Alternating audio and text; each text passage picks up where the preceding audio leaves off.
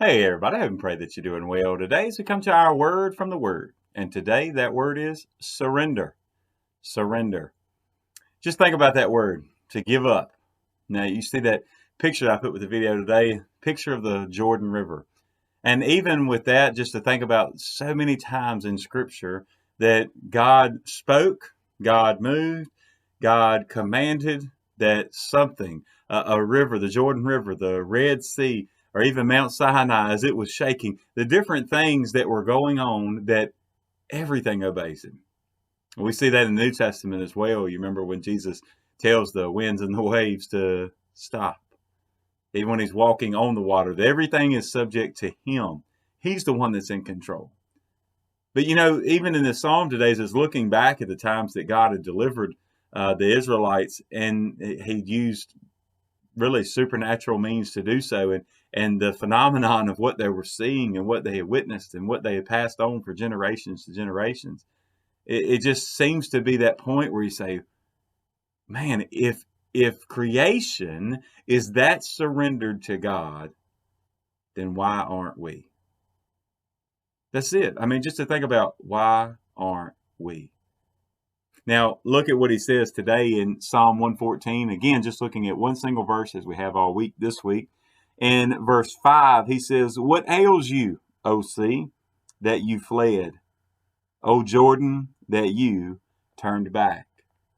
And this is right there in the middle. I told you these are very short Psalms this week.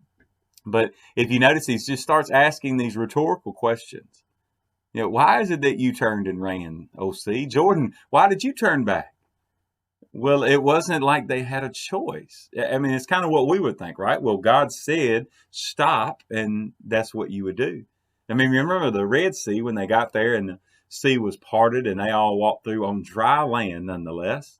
I think that is just as much a part of the miracle as anything else, because you know how it is after a heavy rain and it's a muddy, sloppy mess. You can only imagine what it would have been like at the bottom of at the Red Sea.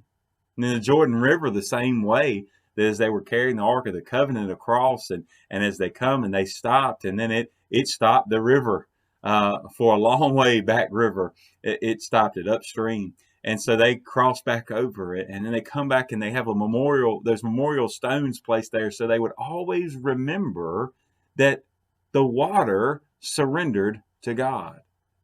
There was also moments where they could look back and see where the people had been obedient, and that's what allowed the creation to be surrendered. Think about that. If they had not surrendered first, then creation wouldn't have had the opportunity. I mean, think about that. They had to believe that God was still in control of the sea. They had to believe that God was still in control of the river as they crossed through, as they stepped out in faith. So today, I wonder, right? It's not as if maybe you're going to see the Dan River, backed up and all of a sudden so you can walk across. That's not what's needed right now. That's not what's necessary for the moment. But what is it in your life that maybe you do need to surrender?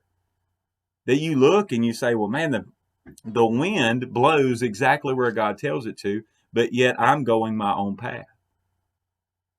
The birds, they don't worry about where they're going to get their food from because they know the Lord provides. So why am I worried about what's coming tomorrow?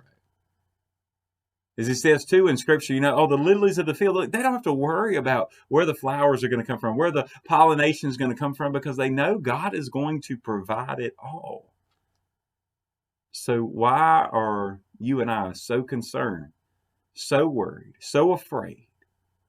Go back to what we talked about this week, right? We can be steadfast. We can be steady. We can be sure, not having to worry about bad news, knowing that God is in control and he has our best interest at heart. Even though it may not seem like our best right now, his plan is always perfect. All we've got to do, remember what we started with this week, with that word start, that the fear of the Lord is the beginning of wisdom. So if you are fearing God, then know that he's working together in situations and moments in your life to work together that wisdom. And if you will just surrender to him, just like we see the example from creation, That if the sea and the rivers, if that and the mountains that you see in the passage, if they can be obedient to God, if they can surrender what they've always done, they've always been flowing, they've always been standing. But when God says move, they moved. So maybe today, God's telling you to move. Will you trust him? Will you surrender? God bless you, and I pray you have a great, great day.